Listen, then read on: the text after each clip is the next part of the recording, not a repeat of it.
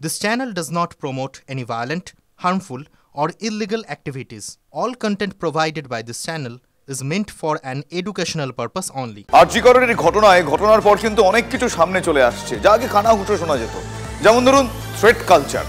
আরজিকর কাণ্ডের পর এই থ্রেট কালচার এক নয় একাধিক মেডিকেল কলেজে যে দিনের পর দিন এই থ্রেট কালচার অভ্যাসে পরিণত হয়েছিল, একটা সিন্ডিকেট চলতো থ্রেট কালচারের, সেটা সামনে আসছে। Fair and bright night and day cream, ত্বক থাকবে ব্রাইট সারাদিন, পলিউশন ফ্রি, ঠিক যেন রাতের ফোঁটা সাদা ফুল। সারাদিন happy bright skin. Bardhaman, Medinipur এবং উত্তরবঙ্গ মেডিকেল কলেজ হাসপাতালের পরে এবার মুর্শিদাবাদ মেডিকেল কলেজ হাসপাতালে শাসানি, হুমকির এই যে সংস্কৃতি, সেটার অভিযোগ উঠল। মুর্শিদাবাদ মেডিকেলেও সমানভাবে সক্রিয় এই থ্রেট কালচার, এই সিন্ডিকেটে অন্যতম মাথা এই সন্দীপ ঘোষ। আরজিকরে তরুণী চিকিৎসকের ধর্ষণ খুনের ঘটনার পরে স্পষ্ট হচ্ছে রাজ্যের স্বাস্থ্য শিক্ষা ব্যবস্থার বেআব্রু দশা। সামনে আসছে মারাত্মক সব অভিযোগ। এক বিশেষ গোষ্ঠীর দাদাগিরি থ্রেট কালচারে নাম জড়িয়েছে সরকারি হাসপাতালের সিনিয়র চিকিৎসকদের। অভিযোগ সেই গোষ্ঠীরই একজন আরজিকরের প্রাক্তন অধ্যক্ষ সন্দীপ ঘোষ। সন্দীপ ও তাঁর দলবলে দৌরাত্ম্য শুধু আরজিকরের মধ্যেই আটকে থাকেনি। অভিযোগ, রাজ্যের একাধিক মেডিকেল কলেজে সক্রিয় ছিল সন্দীপ ঘোষের বাহিনী। বর্ধমান, মেদিনীপুরের মতোই মুর্শিদাবাদ মেডিকেল কলেজেও শাসানি, হুমকির সংস্কৃতি নিয়ে সরব চিকিৎসক মহলের একাংশ। মুর্শিদাবাদ মেডিকেলে পরীক্ষার আগেই প্রশ্ন পাওয়ার জন্য মোটা টাকা দিতে হতো জুনিয়র ডাক্তারদের। হস্টেলে কে কোন ঘর পাবেন তাও ঠিক করে দিত সন্দীপ ঘোষের বাহিনী। এরা এতটাই ক্ষমতাবান ছিলেন যে ডাক্তারি পাশ না করেই কনভোকেশনে অংশগ্রহণ করতেন। অভিযোগ, ঋত্বিক বিশ্বাস ও জাকির হোসেন নামে দুজন এ কাজ করতেন। জাকির হোসেন আবার ডোমকলের তৃণমূলের বিধায়ক জাফিকুলের ভাই। মুর্শিদাবাদ মেডিকেল কলেজ হাসপাতালের মনোরোগ বিভাগের প্রধান ছিলেন চিকিৎসক রঞ্জন ভট্টাচার্য। গত মার্চে তাকে বাঁকুড়া মেডিকেল কলেজে বদলি করা হয়েছে।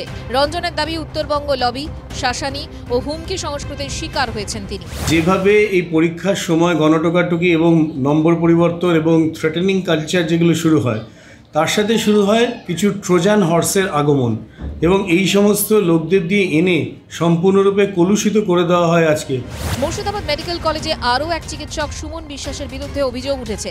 সুমন আইএমএ ভাইস প্রেসিডেন্ট পদে রয়েছেন। কলকাতায় স্বাস্থ্য দপ্তরের মুখপাত্র হিসেবে কাজ করতেন সুমন বিশ্বাস। সেখানে সুমনের বিরুদ্ধে একাধিক অভিযোগ ওঠায় তাকে সিউড়িতে বদলি করে দেওয়া হয়। চিকিৎসক মহলের একাংশের দাবি, এরপর উত্তরবঙ্গ লবির সঙ্গে হাত মেলান সুমন। এরপর সুমন এবং তাঁর স্ত্রী মুর্শিদাবাদ মেডিকেল কলেজে বদলি হয়ে আসেন। কলেজের প্রতিষ্ঠা দিবস অনুষ্ঠানের গত 3 বছরে কোনো হিসেব নেই বলে অভিযোগ। এই মুর্শিদাবাদ মেডিকেল কলেজের এই থ্রেট সিন্ডিকেট সমগ্র জেলাতেও বিস্তার করেছে, এবং সেটা কিন্তু একটা এর মধ্যেই আমরা ভাইরাল হয়েছে একটা এরকম ছবি পেয়েছি। এই ছবি অনুযায়ী যদি আমরা দেখি, তাহলে সেখানে যাদের নাম রয়েছেন তারা একসময় আমার সহকর্মী ডক্টর সুমন বিশ্বাস রয়েছেন এখানে।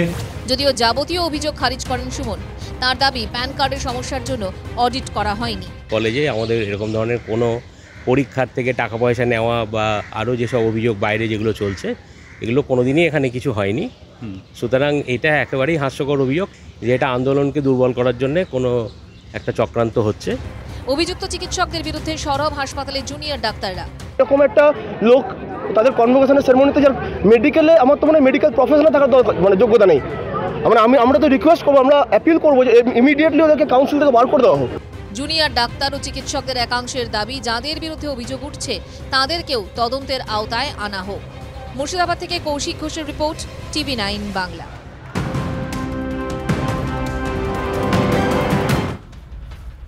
এই মুহূর্তের আরো একটা গুরুত্বপূর্ণ খবর, মণিপুরের ময়রাং শহরে রকেট হামলায় মৃত 1। ইম্ফলের কাছে বিষ্ণুপুরে হামলার ঘটনায় আহত 3। সেনা মিউজিয়ামের কাছে রকেট হামলার ঘটনা ঘটে।